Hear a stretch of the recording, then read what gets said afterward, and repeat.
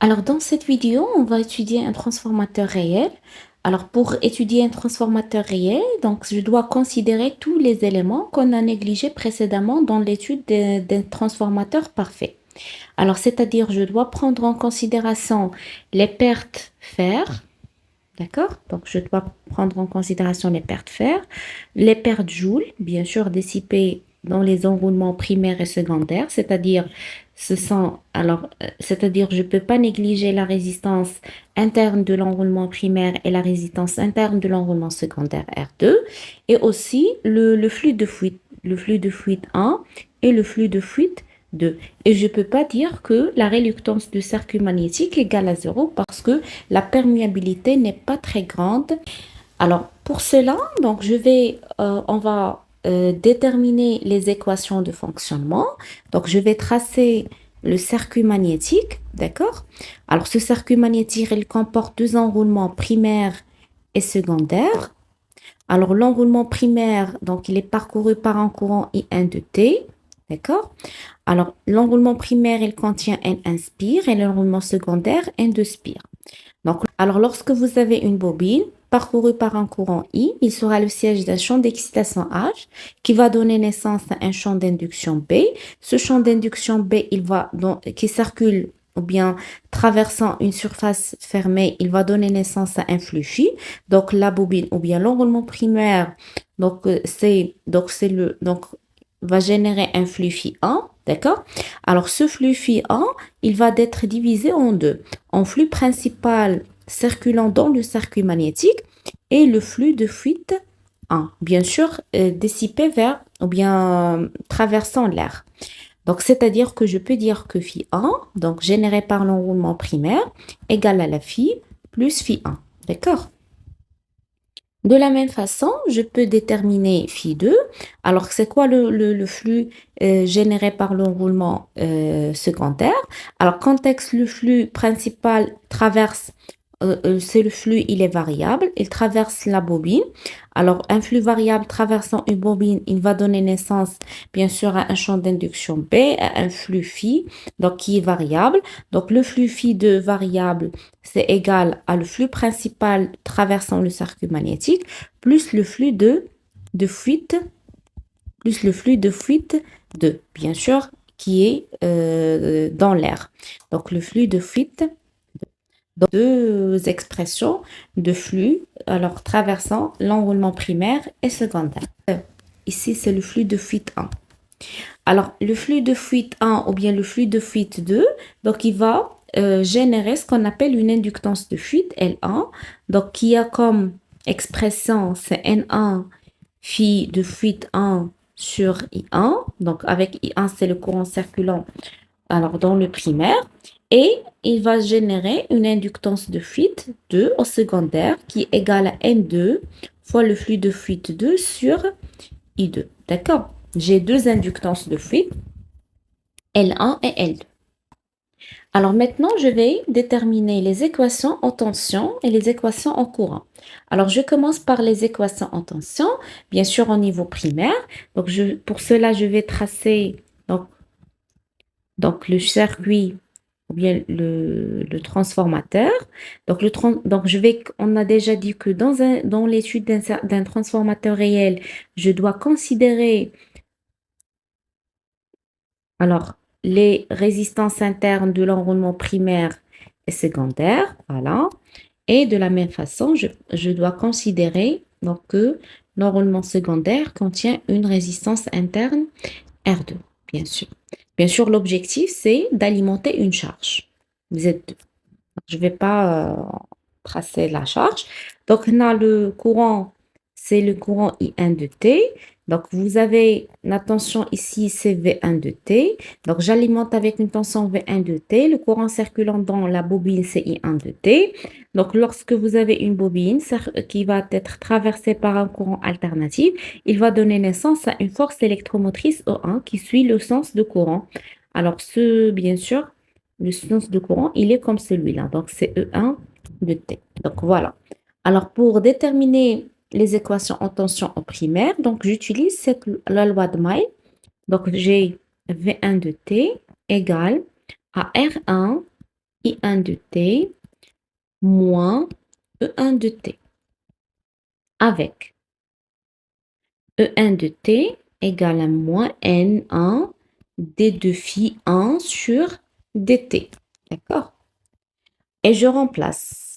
Je remplace, donc c'est V1 de t plus E1 de t, c'est moins ou bien égal à R1 I1 de t moins, avec le moins, c'est plus N1 d de phi 1 sur dt.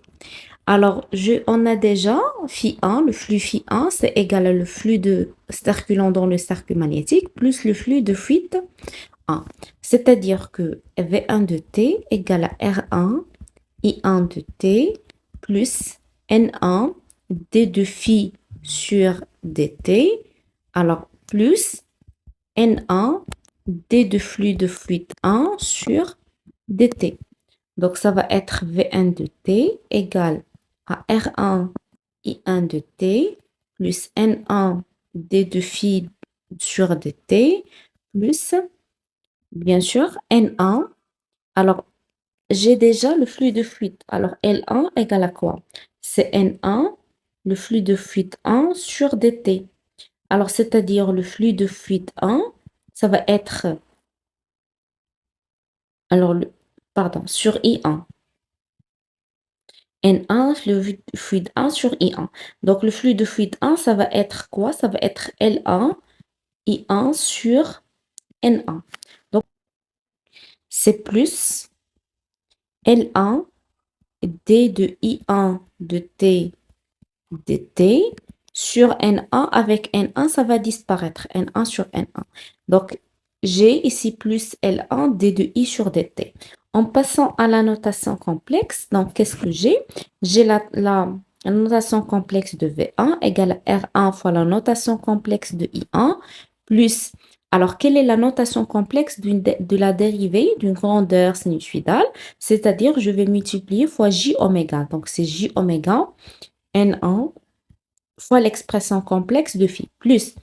Alors, la dérivée d'une grandeur sinusoïdale, c'est multiplier fois J oméga. Donc, c'est J oméga L1 fois la grandeur ou bien fois la notation complexe de I1. Donc, voilà les équations côté, ou bien l'équation côté primaire. Donc, voilà. Je peux remplacer J et oméga N1 fois phi par moins E1. Déjà, j'ai E1 égale à moins JN1 oméga. Donc, ça va être, donc c'est moins E1. Donc, égal à R1 I1 plus moins E1, d'accord, plus JL1 oméga fois le courant I1, d'accord. Parce qu'on a déjà E1 égale à moins JN1 oméga fois phi. Et E1 de T, donc c'est moins N1 D de phi sur dt. Et la dérivée d'une grandeur sinusoïdale, ça va être, c'est multiplié fois J oméga. Donc c'est E1 égale à moins J oméga. Donc voilà la notation complexe ou bien l'expression ou bien l'équation au primaire. Alors maintenant, je vais déterminer l'équation au niveau secondaire. Alors au niveau secondaire, qu'est-ce que j'ai? Donc de la même façon, je vais tracer donc le cercle magnétique. Voilà la résistance interne de l'enroulement primaire. Donc voilà, je vais alimenter par une tension V1 de T et pour avoir voilà la résistance R2 et voilà. Donc j'ai ici l'expression, bien c'est E2 de T, d'accord? Il suit le sens de courant, I2 de T. Donc, j'ai bien sûr, lorsque la bobine elle est traversée par un flux variable, donc il sera le siège d'une force électromotrice E2. Alors, le sens de E2, il suit le sens de courant. Et j'ai ici la tension V2 de T.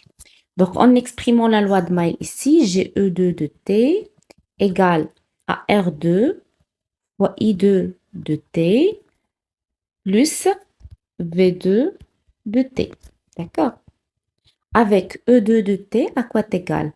C'est moins N2 D de phi 2 sur dt. D'accord? Donc, égal, donc c'est moins N2 D2 phi 2 sur dt égale à R2 I2 de t plus V2 de t. Et j'ai déjà phi 2 à quoi égal? C'est le flux principal plus le flux de fuite 2. D'accord? Donc, c'est moins N2 D2 phi sur dt moins N2 D2 le flux de fuite 2 sur dt égale à R2 I2 de t plus V2 de t. Voilà. Donc ici, qu'est-ce que j'ai? Donc j'ai moins N2 D2 phi sur dt moins. Alors le flux de fuite 2, j'ai déjà l'inductance de fuite L2, c'est N2 phi, le flux de fuite 2 sur I2. Le flux de fuite 2, ça va être L2 fois I2 sur N2. Donc c'est L2 sur N2 fois, fois N2 fois la dérivée de courant I de t dt. D'accord? Égale à R2 I de t plus V2 de t. D'accord? Donc ici et si je vais passer à la notation complexe, j'ai moins N2 D2 phi, c'est-à-dire moins J, je vais multiplier fois J oméga, N2 fois la notation complexe de flux, moins, ou bien égal, donc égal, donc c'est L2 fois la dérivée du courant sur dt, c'est-à-dire que je vais multiplier fois J oméga, L2 fois la notation complexe de I2, plus R2 fois la notation complexe de I2 plus la notation complexe de V2. Et voilà l'expression ou bien l'équation côté secondaire. Je peux remplacer moins J oméga N2 phi par E2. Donc j'ai E2 égale à moins J N oméga N2 fois le flux en notation complexe. Donc voilà, donc je peux, d'après les équations, que ce soit côté primaire ou bien côté secondaire, je peux tirer le schéma équivalent du transformateur. D'accord? Mais avant, je dois alors aussi déterminer les équations ou bien du courant. Alors à vide, c'est-à-dire pas de charge, à quoi égal? Alors en utilisant la loi d'Hopkinson. La loi d'Hopkinson, c'est égal à la somme des courants. Donc, normalement, la loi d'Hopkinson, c'est N1 fois I1 dans un transformateur, N2 fois I2 égale à la réductance fois le flux. Alors, à vide, c'est-à-dire pas de charge, le courant I2 égale à 0. Donc, qu'est-ce que je vais avoir? Je vais avoir N1, I1, 0, parce que toujours, lorsqu'il s'agit d'un fonctionnement à vide, on ajoute un 0 pour dire que c'est le fonctionnement à vide, d'accord? Égal à la réductance fois le flux, d'accord? Donc, on charge la force magnétomotrice à quoi égale? C'est N1, I1 plus N2, I2 égale à R phi. Alors, qu'est-ce que je peux tirer de ça? Je peux tirer de ça que N1, I1 plus N2, I2 égale à, normalement, c'est N1 fois I10, c'est-à-dire la réductance ou bien le flux, c'est le même, que ce soit dans le fonctionnement à vide ou bien dans le fonctionnement en charge. D'accord? Alors, pour tracer le schéma équivalent d'un transformateur réel, je dois considérer les paramètres interne du transformateur. Alors, la première des choses, c'est la résistance interne de l'enroulement primaire, plus la résistance interne de l'enroulement secondaire, les inductances de fuite, que ce soit primaire et secondaire, et bien sûr, on doit considérer les pertes fer, d'accord? Donc, c'est-à-dire que je dois bien sûr prendre en considération de la résistance du circuit magnétique et la réactance du circuit magnétique. Donc, pour tracer le schéma équivalent, donc il est comme celui-là. Donc, déjà dans le chapitre des circuits magnétiques, on a déterminé ou bien on a modélisé une bobine à noyau de fer, c'est-à-dire vous avez un circuit magnétique qui est engendré par une bobine par ce schéma équivalent. D'accord? Alors, maintenant, s'il s'agit d'un transformateur, donc il s'agit de la partie secondaire. Donc, je vais tracer, attention, alors je vais tracer les éléments, ou bien CV1 égale à R1 fois I1 plus JL1 oméga fois le courant I1 moins E1. D'accord? Donc, je vais tracer cette équation-là. Donc, V1, R1, I1, c'est-à-dire j'ai une résistance interne ici. L'inductance de fuite en série, je dois mettre ici un J. Et bien sûr, ils sont parcourus par le courant I1 et la force magnétomotrice, ou bien la force électromotrice E1. Celui-là, c'est moins E1. Parce que E1, c'est celui-là. E1, il suit le sens de courant. D'accord? Et moins E1, c'est l'inverse. Alors, au niveau secondaire, j'ai E2 égale à R2 fois I2. Donc, on a déjà déterminé ça, plus JL2 oméga fois I2 en complexe, plus V2. D'accord? Voilà, E2, la loi de Maille, plus R2 I2, plus JLO2 oméga fois I2, plus V2. Et voilà, donc le cas où vous avez un transformateur, bien le schéma équivalent d'un transformateur. Par ce schéma équivalent, il contient des éléments internes du transformateur réel. D'accord. Maintenant, je peux tracer le schéma équivalent dans les approximations de Cap. Alors, qu'est-ce qu'il dit les approximations de Cap, ou bien l'hypothèse de Cap? Il consiste à négliger le courant I10, ce courant-là. Voilà, le courant I10, donc il est négligeable devant I1 parce que le courant à vide, il est toujours négligeable devant le courant I10. C'est-à-dire ce courant, il est négligeable, donc c'est-à-dire que je peux négliger ça. Donc, c'est comme un circuit ouvert. Donc, le schéma équivalent devient comme celui-là. Juste les éléments R1, L1, JL1 oméga, R2 et JL2 oméga. Et je peux déterminer les réactances de fuite, que ce soit côté primaire ou bien côté secondaire. Alors, côté primaire, c'est X1 égale à L1 oméga et côté secondaire, c'est X2 égale à L2 oméga.